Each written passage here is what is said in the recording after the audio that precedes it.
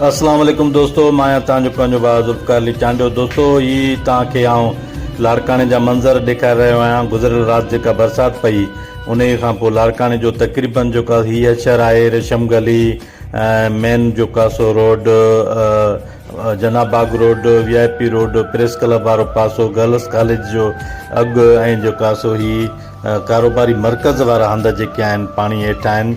तक़रीबन 1.5 खां 2 फुट पाणी बीहजी वियो आहे, पर इंतिज़ामिया जे कन ते जूं बि नथी चुरे। अफ़सोस सां चवणो थो पए त करोड़े रुपया बजट आहे मेयर लाड़काणो जी, ऐं उन जे बावजूदि जेका सो लाड़काणे जे आवाम खे जेका तकलीफ़ आहे ऐं आज़ार आहे उन जी जेका सो ध्यानु नथो ॾिनो वञे, ऐं जेका सो सिर्फ़ु उहे पंहिंजा पेट भरण में पूरा आहिनि ऐं पंहिंजा जेका सो बंगला ऐं गाॾियूं ठाहिण में पूरा आहिनि।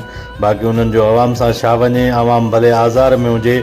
लाड़काणे में छा फुड़ी पवे थी, बिजली गायब, गैस गायब, रोड रस्ता पाणी हेठि, ऐं जेका सो को बि उन में अंडरग्राउंड को सिस्टम न आहे त जीअं पाणी पवे त जेका सो उहो निकाल थी वञे। जेका सो माण्हू जेका सो तक़रीबन अॼु सूमर जो ॾींहुं हो, ऑफिस वञण वारा, स्कूल वञण वारा, अस्पतालुनि वञण वारा तक़रीबन जेका सो वॾे आज़ार में आहिनि। वॾी तकलीफ़ आहे।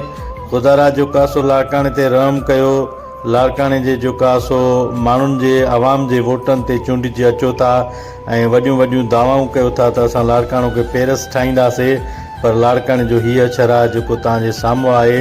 ऐं कोई बि माण्हू जेका सो आवाज़ उथारण लाइ तयारु न आहे, छो त ख़ौफ़ में मुब्तला आहिनि माण्हू। पीपल्स पार्टी इंतकामी कार्रवायूं करे थी, माण्हुनि ते FIR कराए थी ऐं घबराए थी, उन्हनि खे जेल बीड़ो करे थी। तंहिंजे करे हर माण्हू जेका ख़ामोशीअ सां जेका सो तमाशो ॾिसी रहियो आहे।